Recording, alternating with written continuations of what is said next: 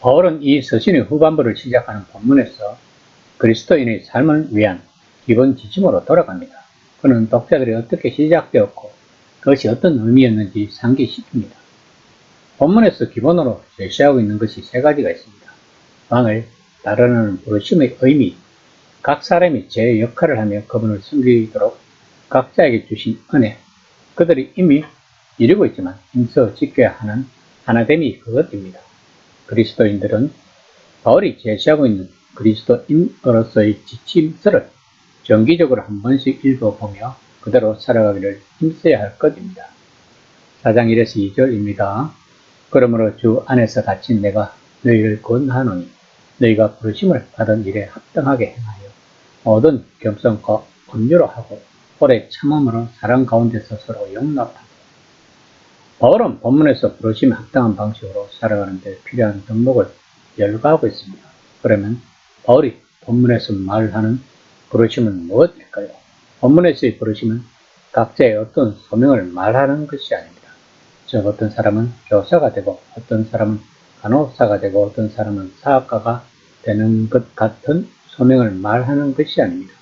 바울은 지금 복음 자체의 훨씬 더 기본적인 부르심을 말하고 있는 것입니다. 즉 예수님을 부활하신 주니까 왕으로 믿고 남은 생애 동안 그분께 온 마음으로 온전한 충성을 바치라는 부르심인 것입니다. 이 부르심에서 중요한 한 가지는 그리스도인의 희망입니다. 이 희망은 다음과 같은 역할을 한다는 것입니다. 왕이신 예수님이 죽음을 이기셨으므로 그분께 충성을 다하는 이들은 모두 그 승리가 또한 자신들의 것이라는 사실을 확인할 수 있다는 것입니다. 이것이 그들이 살아가야 하는 부르심이란 것입니다. 매 순간 무슨 결정을 하든 모든 말과 행동에서 그들은 메시아 예수를 따르라는 부르심을 의식하고 본문에서 말하는 덕목을 다른 모든 것보다 우위에 두고 예수님께 온전히 충성해야 한다고 바울은 말하고 있는 것입니다. 모든 그리스도인이 공통적으로 지니고 있는 것을 나열한 이 목록은 마치 이전에 바울 혹은 다른 사도가 갓 회심한 이들이 암기해야 할 목록을 기억하기 좋게 써뒀던 것처럼 보입니다. 4장 3에서 6절입니다. 평안이 매는 줄로 성령이 하나 되게 하신 것을 힘써 지켜 몸이 하나요 성령도 한 분이시니 이와 같이 너희가 부르심을 한 소망 안에서 부르심을 받았느니라. 주도 한 분이시요 믿음도 하나요 세례도 하나요 하나님 한 분이시니 곧 만유의 아버지라. 만유 위에 계시고 만유를 통일하시고 만유 가운데 계시도다. 그리스도인들은 같은 소망을 지니고 있다는 것입니다. 무엇보다도 그리스도인들에게는 같은 주님, 같은 믿음, 같은 세례, 같은 하나님이 계시다고 바울은 말하고 있는 것입니다. 그분은 참 하나님이시요 주권자이시며 또 다른 어떤 신들과 여신들보다 뛰어나신 분이시다는 것입니다. 물론 하나됨은 바울이 2장에서 강조했던 내용입니다. 거기서 그는 그리스도 안에 있는 하나님이 새로운 가족 안에서 유대인과 이방인이 정말 놀랍게 하나가 되는 것을 강조했습니다. 그리고 본문에서 바울은 더 넓게 보고 마치 성이나 법문을 지키려고 군대를 두듯이 그 하나됨을 지키라고 권고하는 듯합니다. 오늘날 그리스도인들은 교회에 대한 바울의 비전에 있어 이 하나됨이 얼마나 중요한지 이해하기 어려울 것입니다. 우리는 전 세계 교회 안에 수많은 분파가 있다는 것을 잘 알고 있습니다. 크게는 가톨릭, 동방정교회, 그리고 개신교로 나눌 수 있고 개신교 안에는 수많은 교파들로 나누어져 있습니다. 때로는 이런 교파들에서 전혀 다른 간섭과 간행이 생겨나서 어떤 교파에 속한 이들은 다른 교파에 속한 이들을 동료 그리스도인으로 인식하기가 쉽지가 않습니다. 그러나 우리가 오늘 어떤 자리에 있든 우리는 이 하나됨이 중요하고 핵심적인 이슈가 아닌 척 할 수 없을 것입니다. 우리가 이미 누리는 하나됨을 유지하고 방어하고 깊게 하기 위해 또한 여전히 우리 가운데 존재하는 분열을 극복하고 무너뜨리며 없애고자 애쓰지 않는다니 바울의 가르침을 따른다고 주장할 수 없을 것입니다. 4장 7에서 8절입니다. 우리 각 사람에게 그리스도의 선물이 분량대로 은혜를 주신다니 그러므로 이르기를 그가 위로 올라가실 때 사로잡혔던 자들을 사로잡으시고 사람들에게 선물을 주셨다.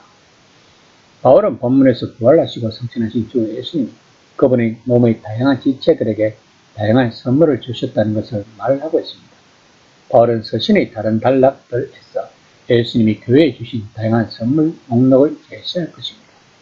바울은 은혜를 주신다는 일을 뒷받침하기 위해 시편 68편 18절을 인용하고 있습니다.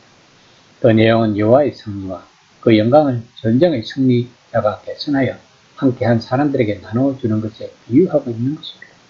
바울은 이를 그리스도에게 적용하여 그리스도께서 자신에게 대적한 자를 정복하시고 부활 성천하셔서 하나님 보좌에 오르신 후 성령을 보내시어 각 성도들에게 분량대로 은사를 주시다는 것을 나타내는 것입니다. 우리가 시편의 이 구절을 읽을 때 문제는 높은 곳으로 오르시며란 말을 이해하기가 어려워할 수 있습니다. 이것은 무슨 말일까요? 1세기 유대인들은 시편의 이 구절을 모세에 대해 말하는 것으로 이해했을 것입니다. 이집트가 패하고 이스라엘 자손들이 종살이에서 해방된 출애굽 이후 모세는 시내 산에 올라가 율법, 즉 토라가 새겨진 돌판을 들고 내려왔습니다. 바울은 몇몇 표기 기독교 저술에 따라 예수님의 성천을 어떤 의미에서 모세가 올라간 일과 비슷한 것으로 보고 있다는 것입니다. 죽음과 부활로 인류를 죄와 죽음의 속박에서 해방하여 새 출애굽을 이루신 이후 예수님은 하늘로 올라가셔서 이제 주님으로서 다스리고 계신다는 것입니다. 예수님은 모세가 그랬듯이 율법을 가지고 다시 내려오는 대신 성령으로 올라오셨다는 것입니다. 이 성령을 통해 지금 교회에 다양한 선물이 주어진다는 것입니다. 올라 4장 9에서 10절입니다. 올라가셨다 하는 성적 땅 아래 낯선 곳으로 내려오셨던 것이 아니면 무엇이냐 내리셨던 그가 곧 오늘 하늘 위에 오르신 자니 이는 만물을 충만하게 하려 하십니다. 구절은 이 성신 전체에서 가장 수수께끼 같은 구절입니다. 이는 단순히 우리가 성령의 선물로 그리스도 자신을 받았음을 강조하는 것으로 보입니다. 왕이신 예수님은 이렇게 성령을 통해 직접 우리에게 임재하심으로 교회를 그분의 충만으로 채우신다고 바울은 말하고 있는 것입니다. 오늘 본문의 말씀은 예수님이 교회에 아낌없이 주신 선물들을 다양하지만 성령으로 각 사람 안에 인격적으로 임재하시는 분은 같은 예수님, 같은 주님이시라는 것입니다. 이것이 하나됨을 유지하는 방법인 것입니다. 또한 우리가 받은 부르심에 합당하게 사는 방법이기도 한 것입니다. 이 시간 나는 과연 부르심에 합당하게 살고 있는지 한번 생각해보는 시간이 되었으면 합니다.